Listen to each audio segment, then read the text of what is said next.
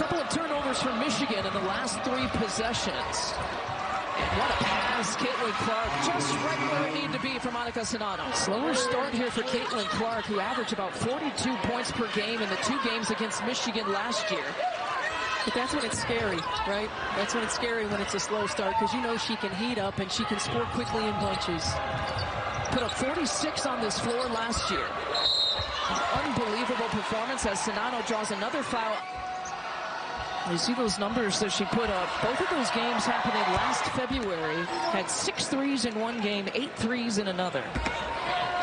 And the 46 points that she put up here on February 6th on this floor still remains her career high. To Michigan to start a new addiction. Missouri from Michigan didn't work, so we moved back to Missouri from Missouri back to Michigan. Move back to Michigan again. 7 active players, though, for Iowa tonight. How will they handle that? Naz Hillman wins the tip. Michigan controls. Filia tried to tip it back out. Instead, the rebound corralled by Tomi Taiwo, one of a couple of Iowa players in the starting lineup tonight, and there is the first bucket to go down. But she's getting to the glass, and she can be that initiator and get downhill in transition. And now the first bucket goes down for Michigan, Danielle Rausch. Wolverines, of course, 7 straight Big Ten wins, tying a program record as Filia creates space and puts it off the window.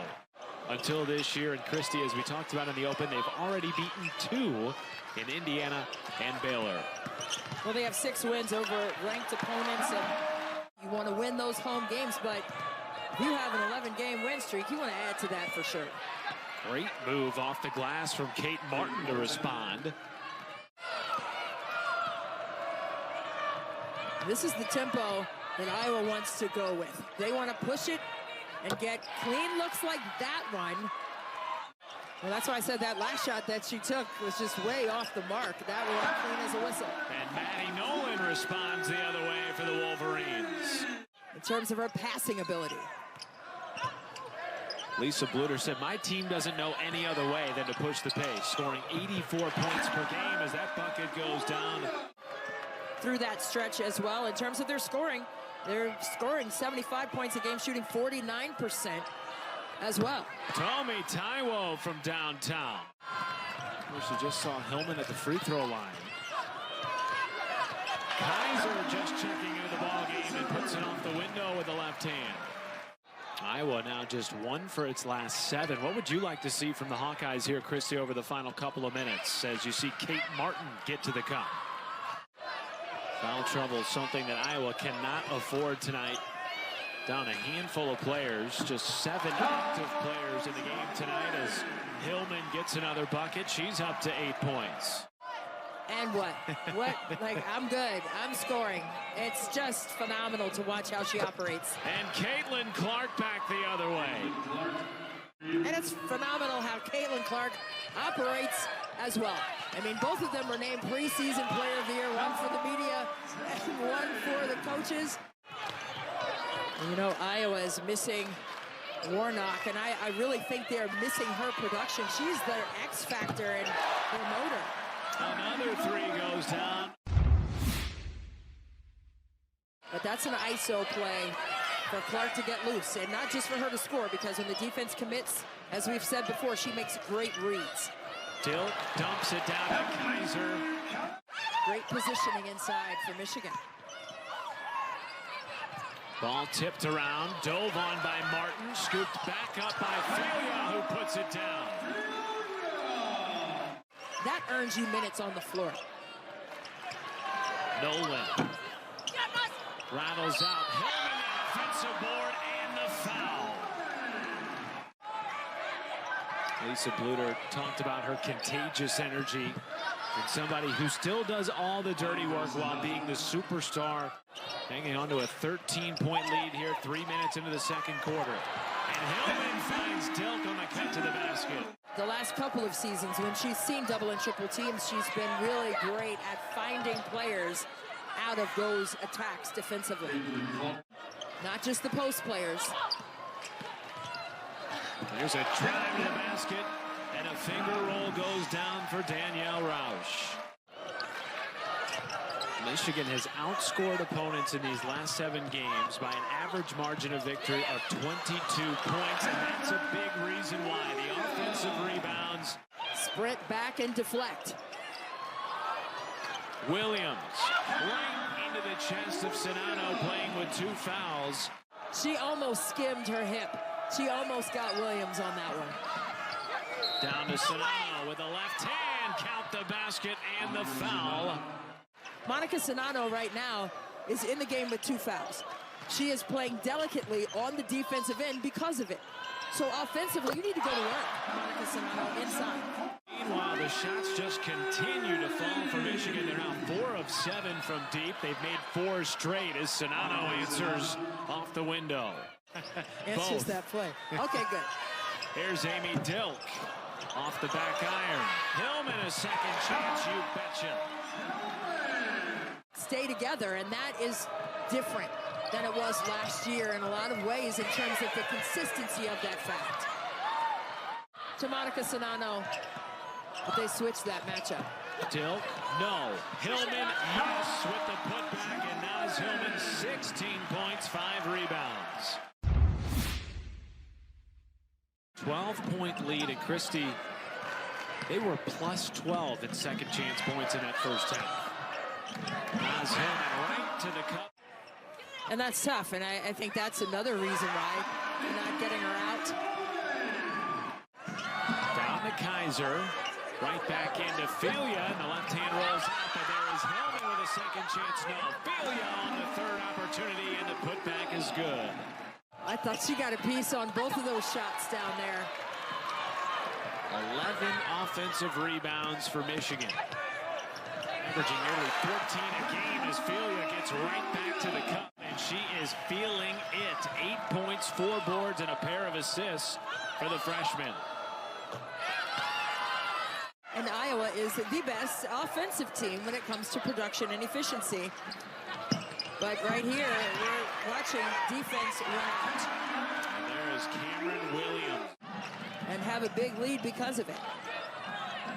Williams on the kick out, and there is no one to pay it off. Something going offensively. Taiwo rims out, and that in a nutshell has been the story of the night for the Hawkeyes, shooting just 33%. Nolan, back-to-back triples. 4 made threes out of 6 attempts. That's tough. Clark, count the basket and the foul. And they're doing it tonight without Leah Brown, their second leading scorer, and a terrific defender in her own right. This young lady right here, Layla Filia. That was just a tough move. Are you sure she's a freshman? I mean, because that was a tough move and finish in traffic. That was the proper read, Matt. Getting right into the middle of the paint there for that pull-up. Czinano rejected by Naz Hillman. 33% from the floor. Taiwo contested on the transition opportunity. And now a second chance for the Hawkeyes. Taiwo tries a 3 and hits.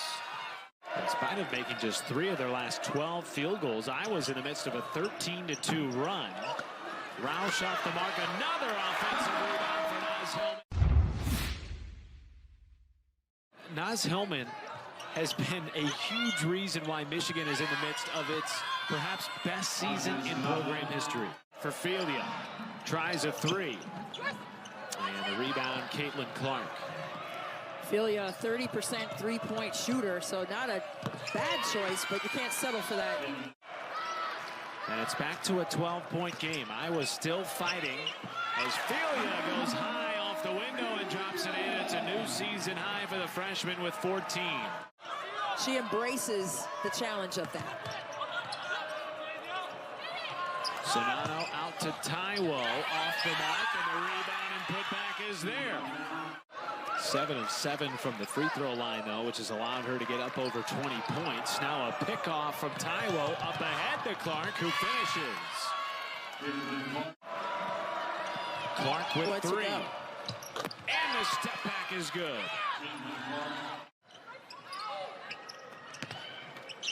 Filia, already a season high 14, and she makes it 16. with young, fantastic players who are ready to compete at this level. Filia dribbling around traffic. What a night for Layla Filia. She has been magnificent. Are you kidding me? Caitlin Clark from the logo. Watch Caitlin Clark right here. You think she's setting up offense? No, she's winding up for a triple. First time this game is at single digits since it was 27-18 in the second quarter, and there is Naz Hellman. What Iowa was able to do to kind of inch closer and closer to Michigan was to get some points off turnovers. Filia is going to work. She said, if I had transferred earlier in my career, I wouldn't be having the time of my life right now. Holy smokes, another deep three.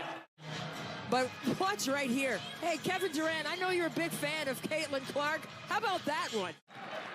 Caitlin Clark, come on. Kaiser left open and buries the bunny. She has played 37 minutes tonight, the most of any player in the game, and she drills another triple. Iowa is not out of it yet. Her and Caitlin Clark just continue to rewrite the history books.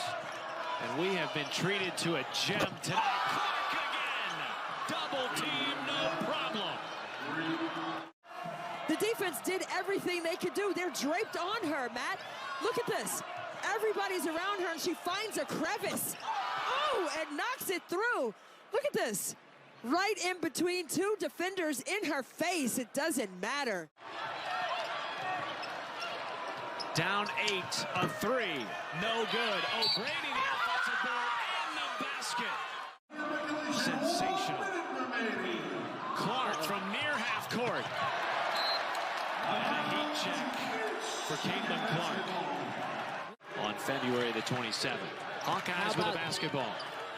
Clark with a fadeaway. Missed everything in the rebound. Maddie Nolan, and now the Michigan faithful can take. And hungry young players like Layla Filia. That's what I think Michigan has done better this year than last year. Clark gives it off to O'Grady. Just a phenomenal showing by her. A career night for Layla Filia in her 5th career start. Now 24 points for the freshman from Cincinnati, Ohio. Final 30 seconds in Ann Arbor. Yep. And a backcourt violation gives it back to the Wolverines. And they will break the program record with 8 consecutive Big Ten wins. A remarkable performance. Solid team win on both sides of the ball for the Michigan Wolverines. I just love that you as a dad, you brought Gianna here today. You brought her to see the UConn ladies on their senior night. You bring your girls to see basketball. Why is that so important to you? Well, it's important for them to see great basketball. And also just for the women's game in general, it's important to raise awareness about it, to have more women out there playing the game, and it's the future.